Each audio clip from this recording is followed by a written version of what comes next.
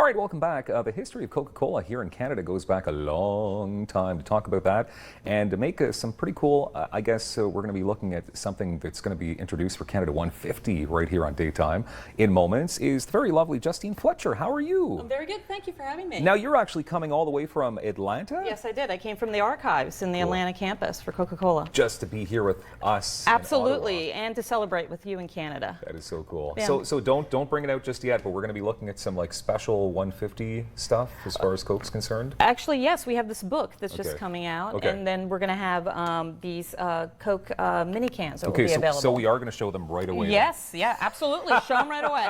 I was hoping we'd don't hang hold on to back. that for Don't a hold back. second or I'm two. sorry. I have That's other okay. cool things to show as well. It's called a teaser in radio and I'm TV, sorry. right? Sorry. All I'm right. excited to be here. I'm very excited to have you. Okay, so the history of Coca-Cola. First of all, as a brand worldwide, how far are we going back? 1886. 1886. Yes, in Atlanta, the drink was first invented in 1886 and served at a soda fountain. Dr. Pepperton invented it, and then it showed up here in Canada in a few years after that, and in 1897. It came over, we think, through the New England states, possibly New Hampshire. A jobber may have brought it here and sold it in a soda fountain. Wow. His name was really Dr. Pepperton? Dr. Pemberton, yes, he was a pharmacist. Oh, that's very cool. Yeah. Okay. So why did we bring it to Canada? Obviously, I mean, because of the demand for it globally. Like, it was just blowing up all over the place, right? Yes, this was the first country actually that we served it in outside of North America, Wow. and the first country that we bottled and made syrup in. And we wanted to come up and refresh some Canadians. We know you needed a drink, and what's interesting is that a lot of people think that in the cold people wouldn't drink Coca-Cola.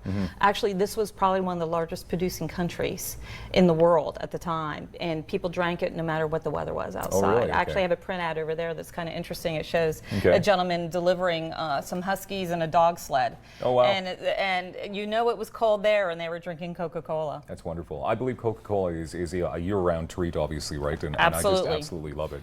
So there you go. There's the Huskies. Yes. And there's, We actually did an entire slogan, a campaign around that called Thirst Knows No Season. Oh, really? Okay. Yes. Wonderful. So from the 1930s. All right. So we have all kinds of really cool stuff going back. Like, how far back are we going here? Yeah, so I want to show you this first. So this is actually the original plant where we bottle Coca-Cola in Toronto. This photo is actually from 1912. And what's interesting about it is you can see the people in the picture.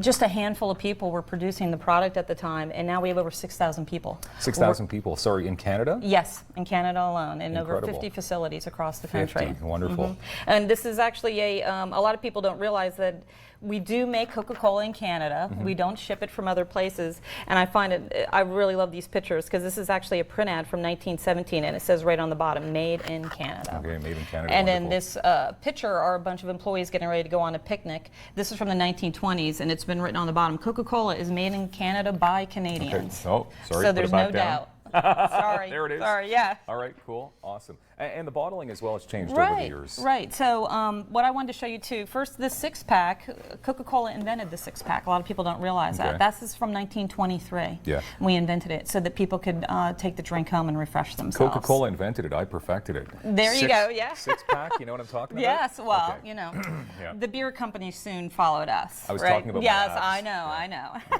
Fair enough. So what I wanted to show here is, these are straight-sided bottles that were produced in Canada, and you can actually see the cities listed on the bottom, Toronto, Montreal. And when you get to the very end, that's the contour bottle that a lot of people are familiar with. Can you lift that up for me with your six-pack abs? Oh, yeah. Well, that's a serious bottle, right? So when you filled that up with Coca-Cola, it weighed over a pound. oh, wow. That is heavy, though. It was returnable, and now realize how heavy this was, carrying this home from the grocery store, over 6 pounds. I'm curious, I mean, just for interest sake, like if antique collectors are looking like, but those are the bottles. These would be the ones they were looking for? Yes, these are the bottles you want, straight-sided bottles. That's wonderful. And of course, I recognize this as well. Yes. When would this have been introduced? That was the dynamic wave, so that would have been about the late 60s, early 70s is when that would have been available. Yeah, okay. We got them covered with the beautiful bottles. That's here. right. Okay, and then obviously, I mean, we're shifting over a little bit here. We recognize this as the flame. Right, this is the Vancouver Torch, and you're more than welcome to run around the studio if you want to with that and do torch relay. Yeah, sure. But we've been sponsoring the torch relays for quite a few years, and what I also brought over here is the Vancouver Pin Set. So pin collecting during the Olympics was really the people who weren't the athletes. This is how they could participate in the Olympics. And it's a beautiful outline of the contour bottle. And so the people, while they came to the Olympics, would collect a different pin each day. And while you were done, you had a complete picture of the bottle. That's wonderful. Do you know, would you happen to know like how much memorabilia is out there when it comes to Coca-Cola? Just like it's countless, right? There's quite a few Coke collectors here in Canada. There's some really strong clubs and members who travel around.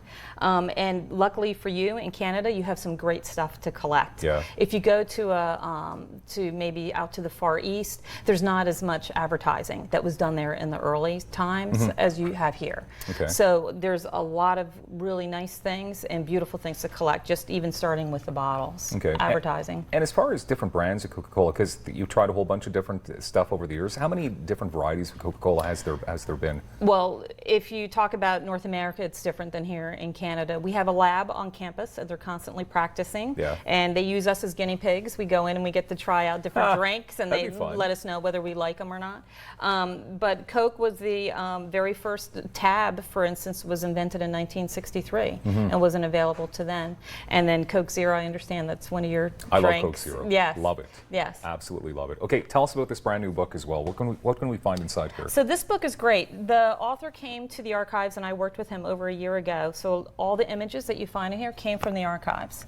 So it's like a step back into our space. And it's basically the history of Canada and Coca-Cola as you go through each chapter. And I just think it's a fabulous book. It's available for order, and it will be in retail outlets starting tomorrow. Okay, and we also have this very wonderful can collection for the summer months. The book is out the summer months. We've got the 150th Canadian cans. So these will be available until they run out, or until September. So hopefully before they'll run out before They're going to September run out rolls soon out. because I enjoy myself some Coca-Cola. I'd be surprised. The collectors will be getting those. So get in the store and buy them before they get them. What's your favorite brand, personally?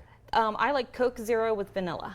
Oh, Have you had that? I've had the cherry Coke Zero. No, I've had the vanilla. I like Vanilla? that. Yes. Ah, I should have wow. brought you some. I'm sorry. I know what I'm doing after the show Okay. for sure. Justine Fletcher with Coca-Cola, thank you very much. Thank you. Lots I appreciate of amazing product here. And we'll be back in moments on Daytime.